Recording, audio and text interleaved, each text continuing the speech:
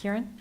Hi, it's my pleasure to be here today to talk a little bit about the Community Growth Initiative that has gone on in southeastern Minnesota for the last year.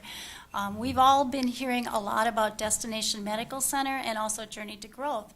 And the communities in the area have wanted to get our arms around what does that mean for us and how might we do some things to leverage what we have, our resources, and engage and work together to maximize the opportunities that are going to be coming our way.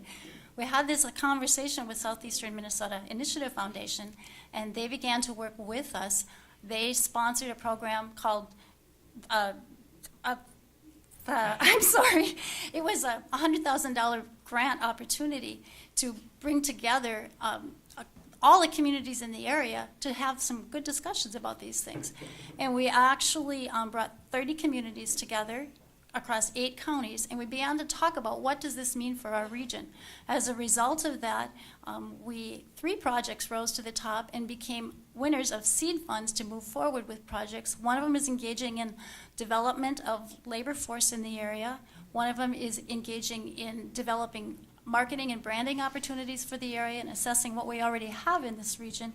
And the third is to do some extension of trails in Fillmore County. It seems there's a definite change in mindset about who our competition is and what we need to do to be successful. We all realize that our competition is now the world, and our strength lies in the assets and resources of our region. So how do you bring the communities and all of the assets and strengths that they have together and start to have those discussions about how might we be a better region by working together? That was the goal of this, but one of the biggest challenges was how do we define who should come to the table and have that discussion? We started with 10 communities which were in a 20-mile radius of Rochester to have that core committee that had the discussion, but it was a challenge. I mean, when you start to look at issues such as industries and cultures and labor sheds and county and state lines and all the issues that we have in southeastern Minnesota, the region can extend out to a very great distance. We ultimately decided that it has to be manageable as well, and you have to be able to have good discussions. So ultimately, we looked at bringing together people from a 50-mile radius of Rochester to begin this conversation, and it's been very beneficial. But it took a long time to get to that and to develop the vision to do this. Okay, Karen?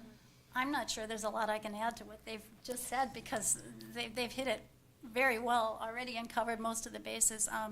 The only other thing I would really add to this is it is important to establish all the ground rules early so that everyone understands up front what the outcome and expectations are for all of them so that everyone is appreciated and respected throughout the process.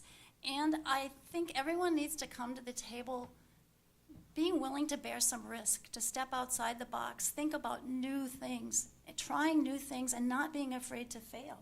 Because that's how we all learn, and we learn together from each other's mistakes and failures. And by doing that as a region, we are going to become a stronger region, and that's what we need to do.